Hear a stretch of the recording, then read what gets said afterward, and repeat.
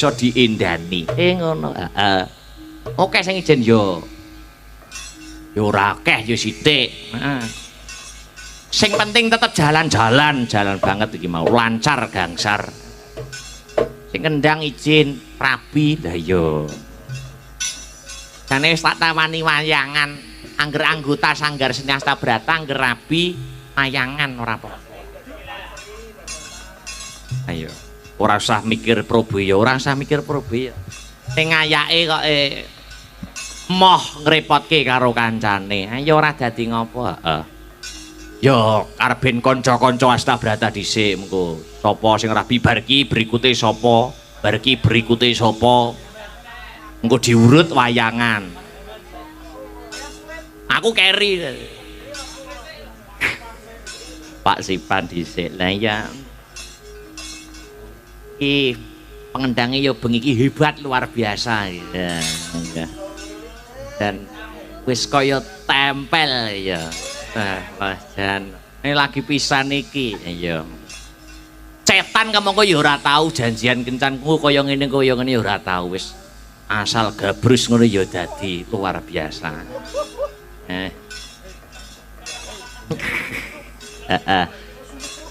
Menggaris bawahi Mas Petro, ngambali atur ngajeng wau masih dalam rangkaian acara dalam benang merah.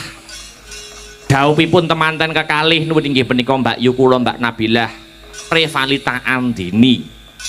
Ingkang sampun kasembadan pinala krama kaliyan Kang Mas kula Kang Mas Joni Siswanto dari tangga dhewe lah ya. Alhamdulillah wis bisa dedaupan jernyatane wong rabi nanggap wayang wis ibarate tumbuh oleh tutup. Heeh. Merga wayang kuwi ora mung tontonan ning uga tuntunan kang kebak marang tatanan. Gitu. Ana sajroning pagelaran wayang kulit kuwi patete ana 3, siji ngenem, nyanga, nyura. Kuwi padha karo kodrate menungsa urip ning alam donya. Kuwi kelahiran temantenan kang sarta kematian. Yen wis lair menungsa ana ngendi parane, yen wis diwasa palakrama mbangun bali wisma, yen wis rabi golek dhuwit kerja nyambut gawe nyukupi anak bojo.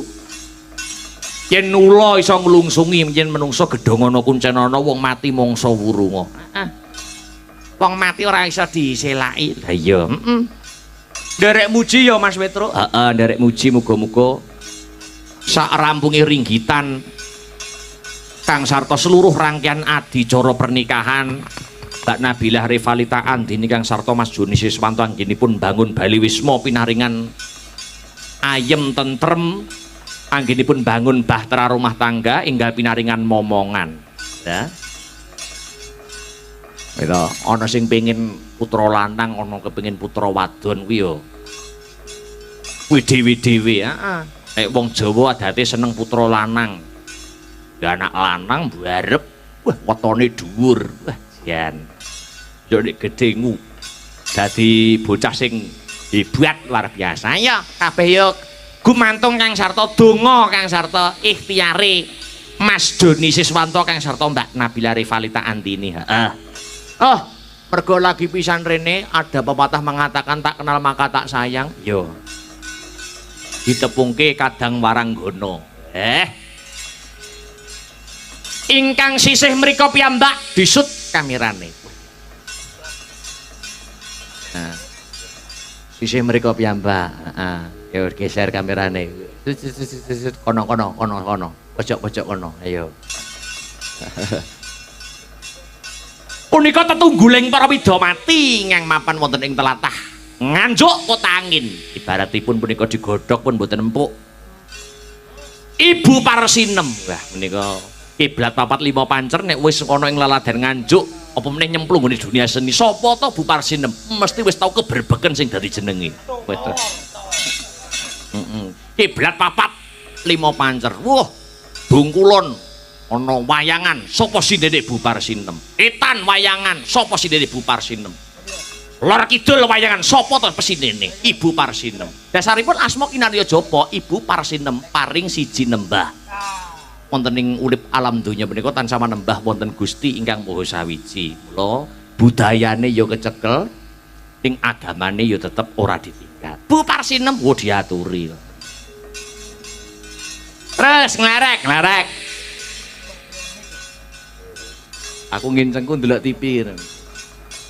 Punika Mbak Wanda. Nah, punika mahasiswa isi Surakarta pidalem saking Ngawi. Ngawine endi? Nah, ya ora mesti. Sing gawe wae. Saking Ngawi punika nggih luar biasa karakter suaranipun hebat luar biasa. Memang kenyataanipun setiap sinden mereka memiliki fans piyambak. Tur fanipun boten tiyang sanes, anggota kru Astabrata piyambak. Mbak Wanda punika nggih wonten sing ngefani. Nika Mbak Sri nggih wonten, Mbak Birgita nggih wonten. Pak Parsinem nggih saya-saya. Mbak Wanda. Terus kelerek. Nah. Ayo kamerane aku ora roh. Nah. Mbak Sri Pesek. Nah, Mbak Sri Pesek. Wah statusnya jan bucin tenan kan. Ya. Mbak Sri Pesek. Ayo. Ini kita statusnya bar dolan ngene yangi. Golek vitamin mau piye? Dan setor bathuk. Dan ngalor ngidul kelet. Wah, jan kaya ora iso dipisah nis. Sedina ora petuk kaya setahun. Sri Pesek karo yange. Wah, jan luar biasa. Ndang rabi sek tak wayangi. Ing Wonogiri oke, Wonogiri wae. Wayangan gratis ora iki? Iya gratis, ora usah mikir. Kok ndang wayang tengul kok. Malah kelingane pendopo. Wayang kulit. Iya. Ning Wonogiri sok wayangan. Ndang rabi sih. Ngenteni apa? Apa ngenteni lulus? Oh iya lulus sih. Iya. Ketoke Mas Akbar sik wae deh. Ora. Arangku tak mimi tak iman-iman tenan. Oh ngono. Ora. Tak embu sik. Pak Sri Pesek S2 penciptaan. Terus nglerek. Nika apa? Dik Sinta Widya Palupi. Menika nggih tesih mahasiswi UNESA, Universitas Negeri Surabaya, lan tasih KKN. Mana KKN-e? Probolinggo. Sing nyatane iso nyusul kanca kancane. Iya. Direwangi ngebis. Sinden pojok menika sinden Pak Birgita Ayu. Nama grupnya wae Astabrata, aku suka Birgita Ayu.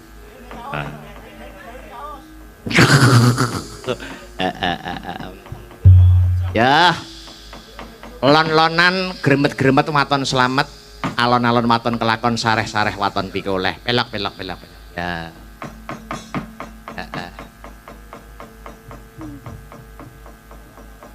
Bawa Mas Heru. Yeneng tawang. Nah. Iki enten panyuwunan. Oh napa panyuwunanipun Mas Heru? Tenam resik-resik. Pinak Pasuruan sing gawe tenam resik-resik. Yo. Mangga. Yeneng tawang ana lintang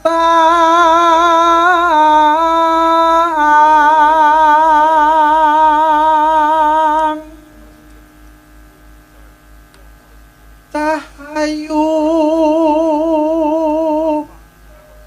aku ngenteni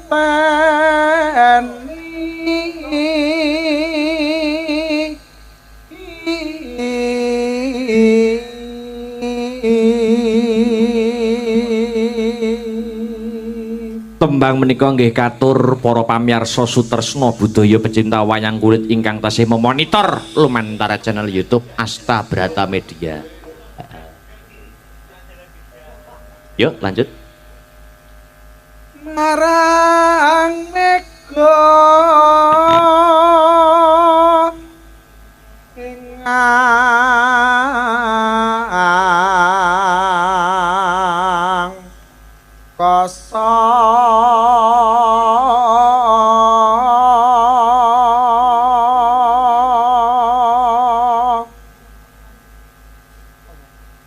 suntakon par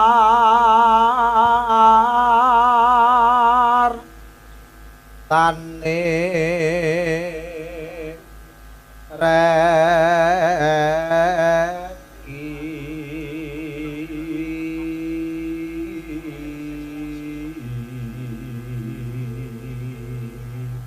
Kamangka bengi iki live streaming wayang ya akeh. Nganjuk ya ono live streaming. Ngono kuwi penabuhe mbok didum.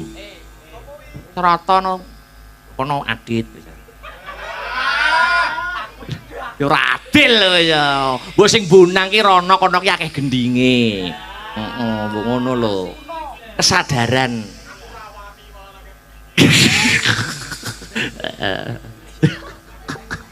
Yo. Janji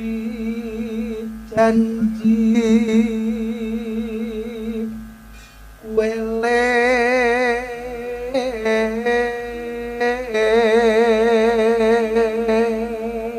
Nek vektore aman. Ya. Sumadut ra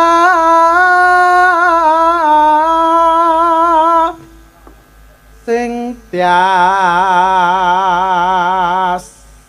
ingsun.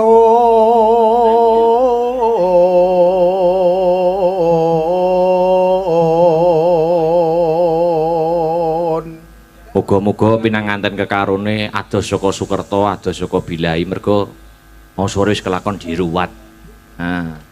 Dalang ruwat mau sore. Dalang ruwat mau sore.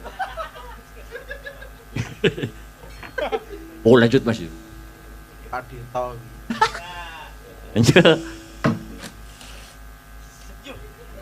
Apa? Yo. Nimas ingsun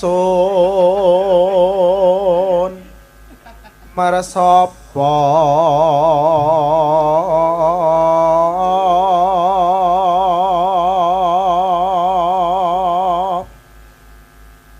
sinak senan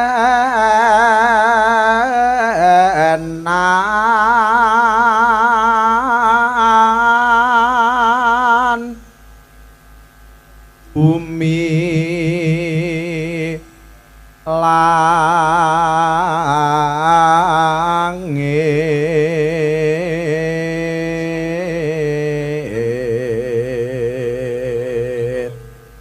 Ya. tangis ing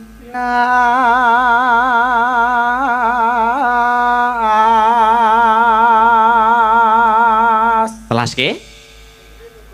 ngenteni padang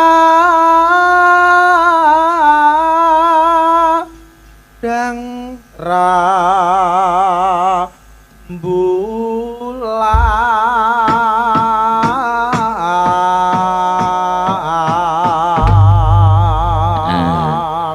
Sapa sing langgame sinten Mas Her? Ya. Iya karo jumeneng Mbak Wanda mau dureng jumeneng ta. Meluruskan urat-urat saraf yang tertekuk. Ya. Yuk langsung buka celuk kalih berdiri pelan-pelan. Yuk coba kaya ngapa.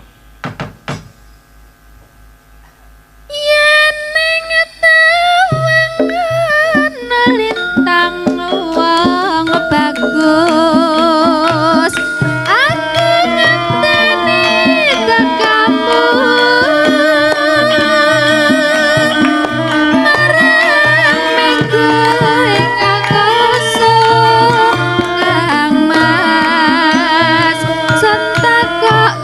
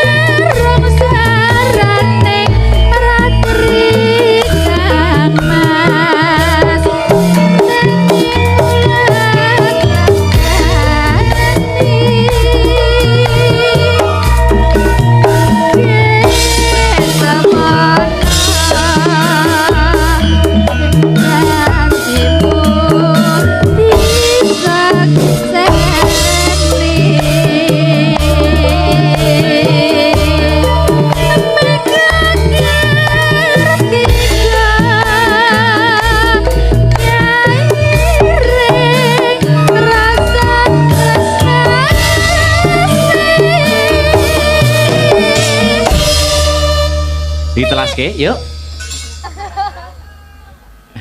Yuk.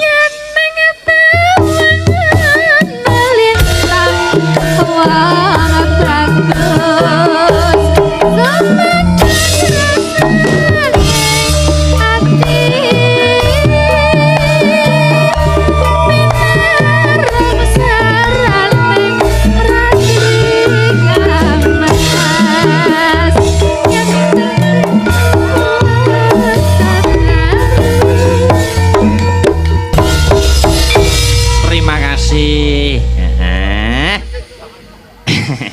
Sampun ngaturaken nuning